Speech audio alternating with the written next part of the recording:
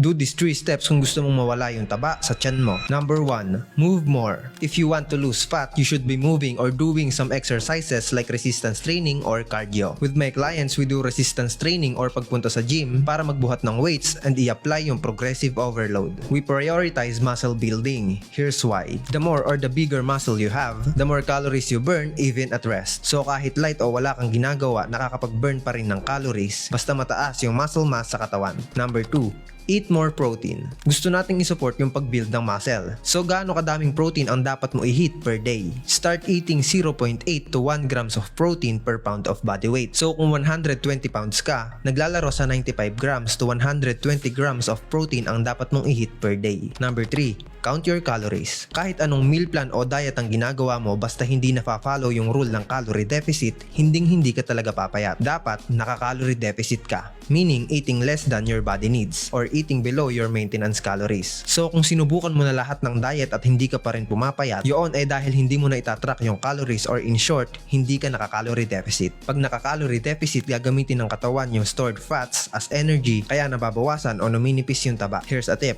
Find a diet plan na swak sa lifestyle na meron ka and siguradong nasusunod yung rule ng calorie deficit. To summarize, move more, build muscle, eat protein, and count your calories. Check the link in my bio kung gusto mong magsimula sa fitness journey mo. Sa loob ng link, mayroong free course at free home workout guide na pwede mong sundan. Follow for more content like this.